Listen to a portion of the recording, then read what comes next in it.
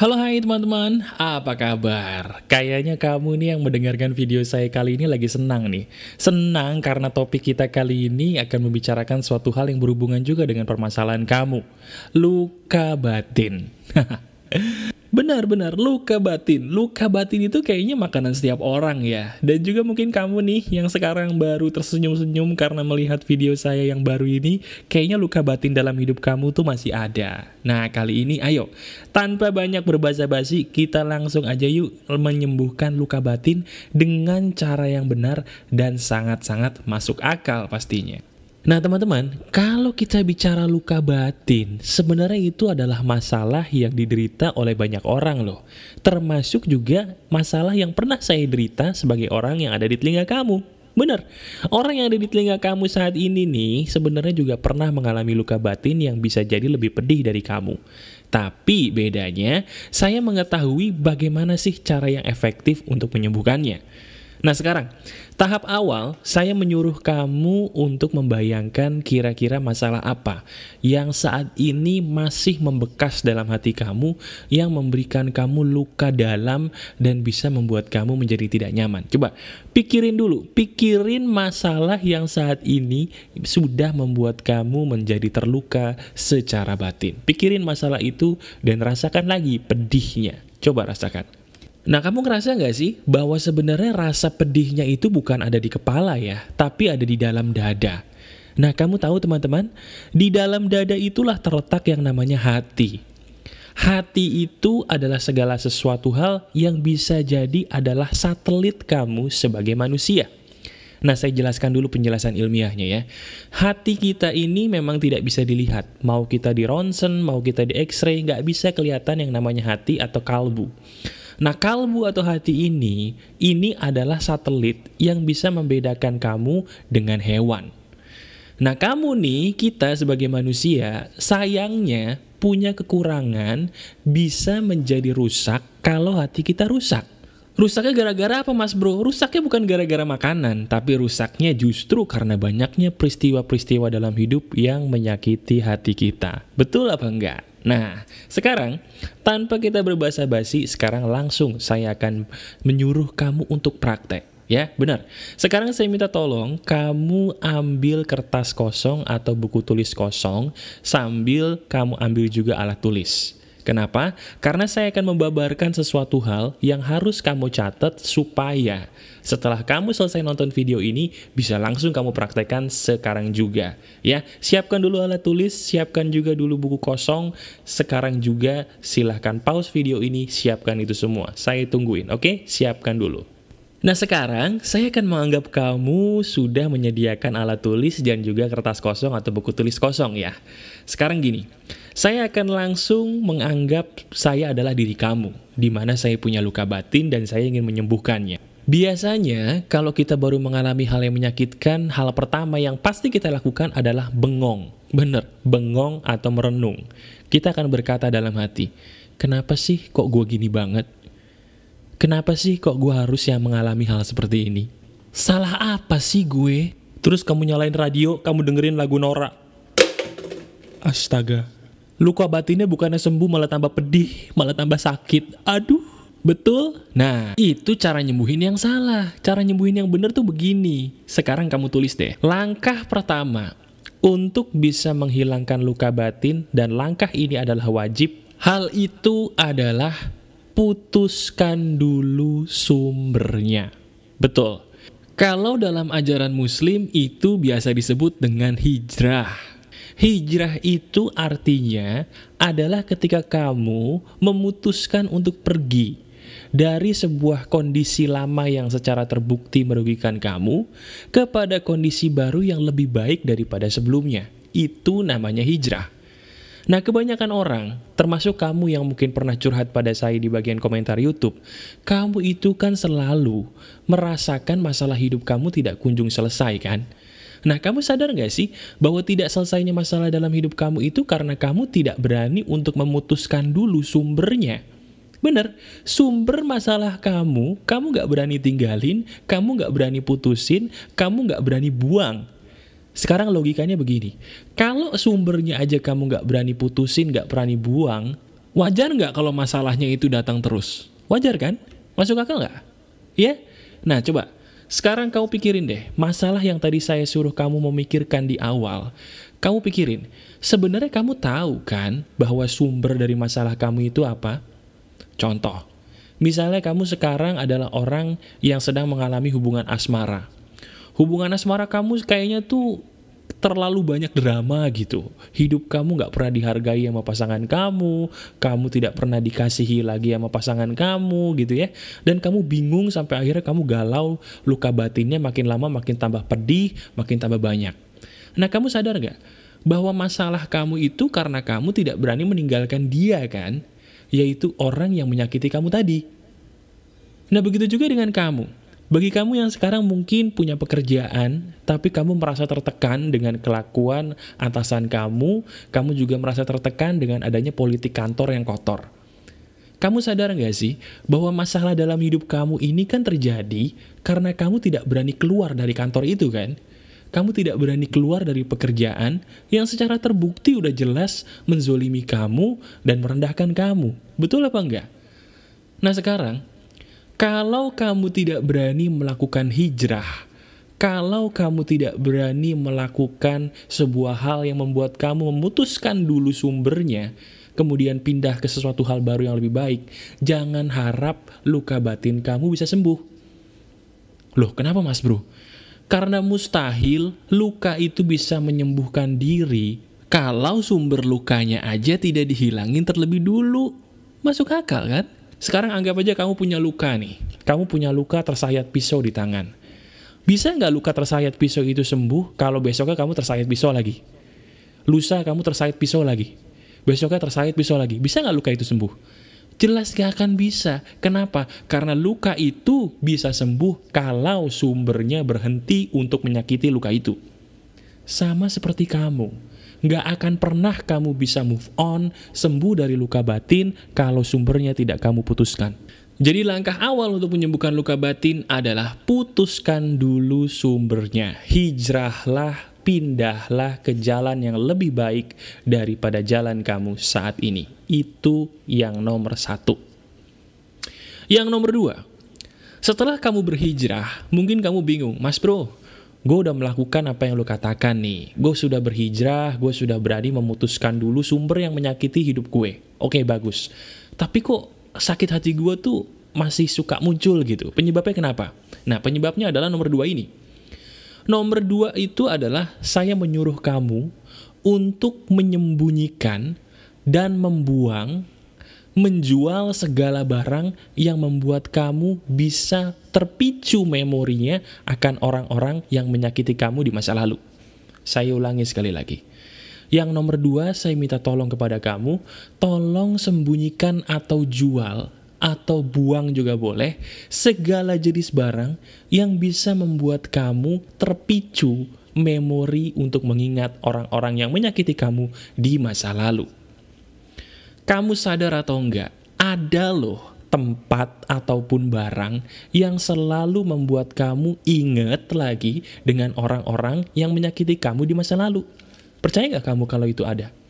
Iya kan? Coba, bener nggak kamu kalau misalnya ngelihat sebuah benda, kayaknya kalau gue ngeliat benda ini mas bro, gue jadi keinget lagi mantan gue yang nyakitin gue dulu deh. Kayaknya gue kalau ngeliat benda ini mas bro, gue jadi keinget bos gue yang dulu tuh menzolimi gue deh. Gue nih kalau ngeliat benda ini mas bro, gue tuh jadi inget teman baik gue yang nusuk gue dari belakang gitu loh. Kesel gitu. Ada kan barang-barang seperti itu? Nah barang-barang seperti itu saya minta tolong jual. Kalau tidak bisa dijual, paling enggak sembunyikanlah di sebuah tempat yang memang kamu sangat jarang sekali untuk pergi ke tempat itu atau membuka tempat itu. Contoh, misalnya kamu punya baju nih, baju kerja. Baju kerja kamu sebenarnya nggak salah apa-apa. Cuman kalau kamu ngelihat baju kerja itu, kamu jadi inget lagi bos kamu di tempat lama kamu kerja yang nyakitin kamu. Nah baju itu kamu taruh di lemari yang paling belakang, atau kamu taruh di gudang yang mana kamu nggak akan ngelihat lagi tuh baju dalam waktu beberapa lama kemudian. Nah gitu ya. Termasuk juga barang-barang yang mungkin kamu sekarang baru cerai. Barang-barang dari mantan suami, mantan istri, jangan disimpan, dibuang, atau dijual. ya. Barang-barang yang bisa membuat kamu terpicu memorinya akan masa lalu bersama orang yang sudah tidak ada, tolong disimpan dulu atau dijual. Ini juga berlaku ya buat kamu yang sudah ditinggal pasangan karena mungkin meninggal. Cara move on-nya, simpan dulu barang itu, jangan diliatin dalam waktu beberapa lama. Simpan di tempat yang aman. Itu nomor 2. Gimana? Masuk akal kan? Nah, setelah kamu tadi berhijrah, setelah kamu juga berusaha menyembunyikan barang-barang yang memicu kamu untuk mengingat masa lalu kamu yang kelam, sekarang saya minta tolong nomor 3 ini juga jangan kamu tinggalkan. Nomor 3 itu apa, Mas Bro?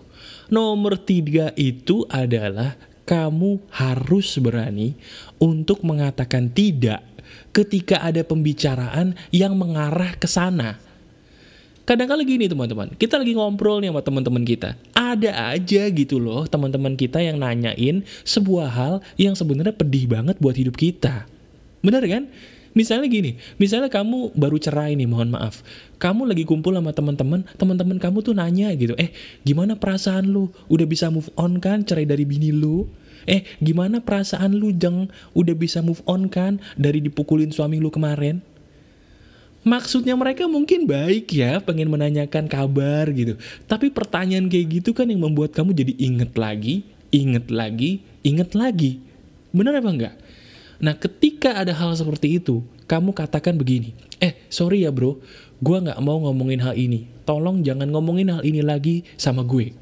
Karena kata pagar kehidupan, kalau gue mengungkit-ungkit hal kayak gini lagi, gue gak bisa move on bro.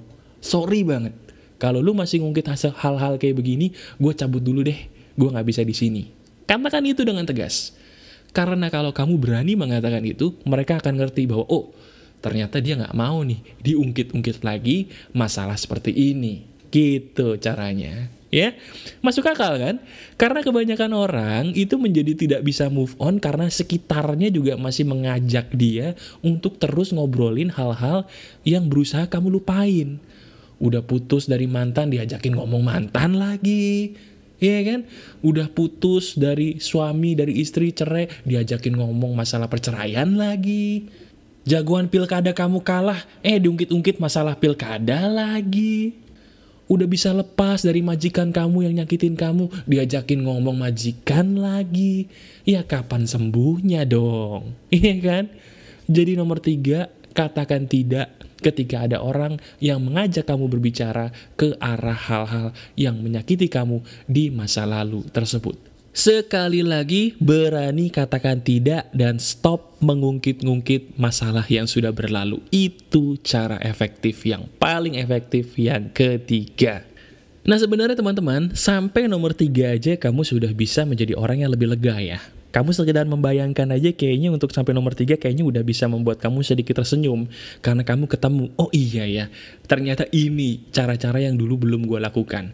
Nah tapi kalau sampai nomor 3 aja itu kurang maksimal. Kurang klimaks, kurang bisa membuat kamu jadi merasa benar-benar sembuh gitu. Ada nomor 4 yang harus kamu latih walaupun cara ini agak susah. Cara apa itu mas bro? Nomor 4 adalah belajarlah untuk mengambil hikmah dari setiap kejadian buruk yang terjadi. Kalau saya bilang kejadian buruk, bukan berarti kamu harus ditimpa bencana loh. Kejadian buruk yang saya maksud di sini adalah ketika kamu menghadapi atau mengalami sebuah hal di luar apa yang kamu mau. Contoh nih, misalnya kamu sekarang baru pilkada. Tiba-tiba toko pilkada kamu kalah, kamu sedih, terluka hatinya, gitu ya. Nah, kalau saya di posisi kamu, saya akan berusaha mengambil hikmahnya begini. Aduh, toko pilkada gua kalah. Hikmahnya apa ya? Oh, mungkin dengan kalahnya beliau, Indonesia bisa menjadi lebih tenang, tidak ada kerusuhan yang tidak perlu. Oh iya ya, berarti memang betul, jalan Tuhan adalah yang terbaik. Dengan bisa memberikan hikmah seperti itu, kamu akan lebih tenang, akan lebih damai. Contoh lagi begini, misalnya kamu baru saja di PHK sama atasan kamu. Ketika kamu di PHK kan luka batin tuh. Nah supaya bisa hilang, belajar mengambil hikmah. Hikmahnya gimana mas bro? Ketika kamu di PHK katakan begini, sebenarnya sih gara-gara di PHK ini gue jadi punya kesempatan lagi menjadi pengusaha seperti yang gue cita-citakan dulu. Kalau nggak di PHK, mana mungkin gue berani? Pasti gue nggak berani. Berarti yang Maha Kuasa sayang nih sama saya nih, mau memberikan saya kesempatan. Mantap, itu baru namanya hikmah. Memang kemampuan mengambil hikmah itu nggak semua orang langsung bisa, tapi belajar. Karena pada dasarnya ya teman-teman, saya punya rahasia. Rahasianya begini. Coba kamu dengerin deh, ini penting banget dan ini bener. Tidak ada hal buruk terjadi dalam hidup ini. Sekali lagi, tidak ada hal buruk terjadi dalam hidup ini. Yang ada hanyalah suatu hal yang terjadi, tapi kita belum tahu maknanya. Karena kita belum tahu maknanya, lantas kita selalu berasumsi seolah-olah yang Maha Kuasa itu jahat. Seolah-olah yang Maha Kuasa itu punya takdir buruk buat kita. Padahal sebenarnya hal yang kita pikir buruk itu sebenarnya belum tentu buruk loh. Bisa jadi itu diperlukan untuk membawa kita ke arah yang lebih baik. Benar kan? Coba kamu lihat lagi kehidupan kamu sendiri. Benar nggak? Nah kebanyakan kita kan selalu berasumsi yang jelek-jelek nih sama yang Maha Kuasa. Mentang-mentang kita nggak dapet yang kita mau, kita nuduh Sang Pencipta tuh nggak adil. Padahal sebenarnya itu cinta kasihnya loh buat hidup kita ke arah yang lebih baik. Semua hal pasti ada hikmahnya. Oke? Nah, itu yang nomor 4, belajar mengambil hikmah. Nah, yang nomor 5 ini berikutnya ini juga dahsyat nih teman-teman. Kamu udah bisa berhijrah, kamu sudah bisa menyembunyikan semua barang yang mungkin membuat kamu jadi ingat dengan masalah kamu. Kamu juga sudah berhasil mengatakan tidak ketika ada orang yang mengajak kamu membicarakan topik yang membuat kamu sakit hati.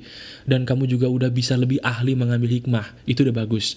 Tapi ada loh yang nomor 5 ini yang juga gak kalah serunya. Apa itu mas bro? Kalau kamu ingin cepat sembuh dari luka batin, selain kamu melakukan 4 hal tadi, lakukanlah nomor 5. Yaitu, buatlah dirimu berkeringat di luar rumah secara rutin.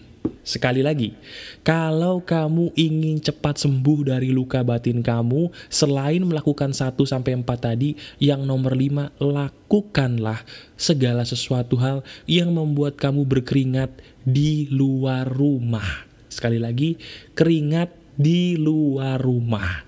Artinya begini, kalau kita berkeringat, percaya atau enggak, badan kita itu akan jauh lebih positif loh dibandingkan kalau kita tidak berkeringat. Kamu nggak percaya, cobain aja.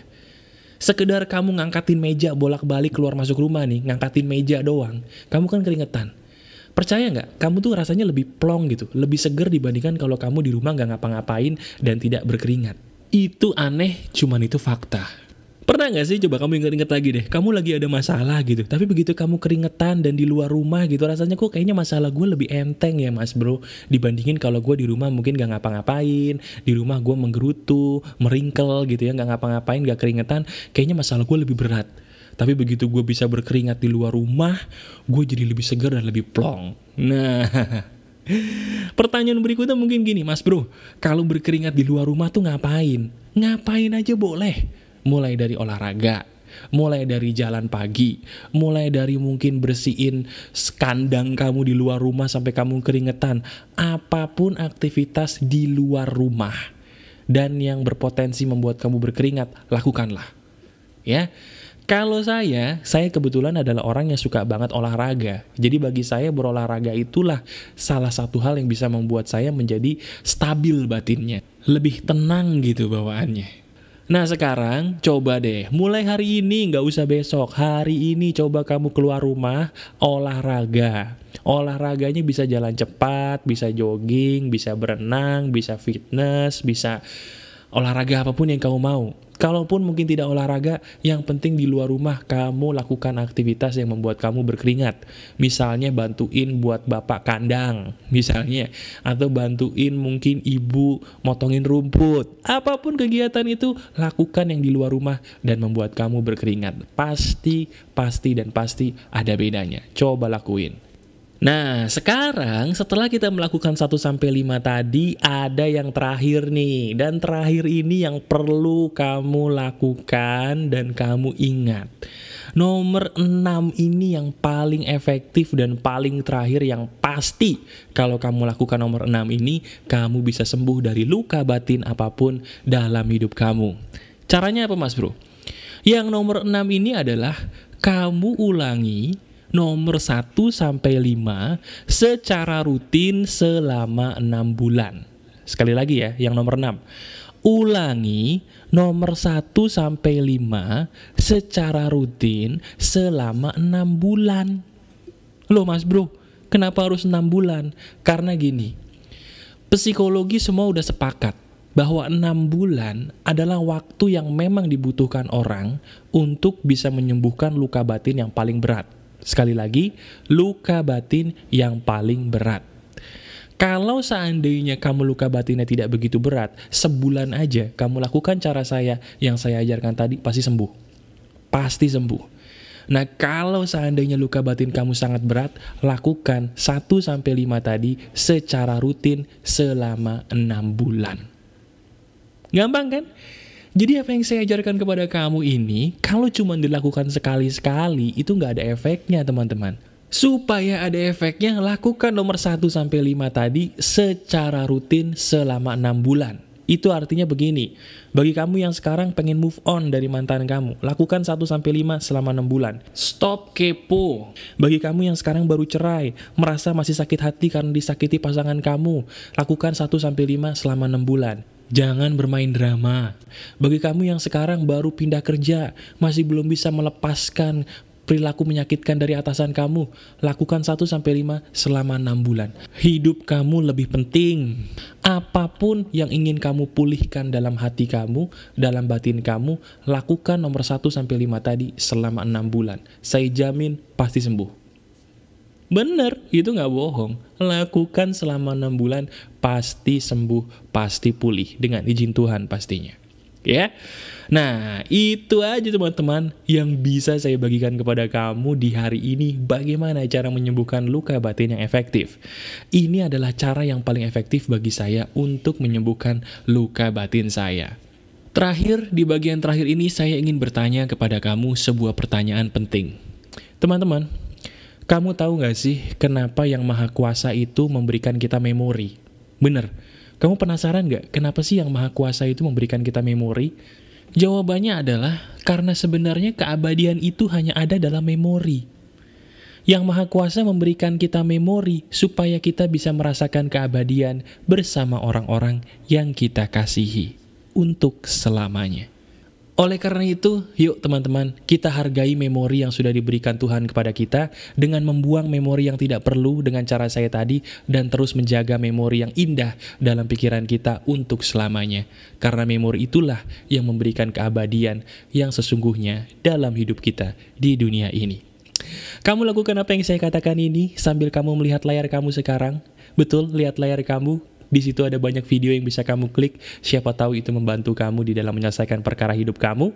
Masih ada saya Aryan Surya dari Pagar Kehidupan. Tetap keep spirit, keep sharing, and keep loving. Bye-bye.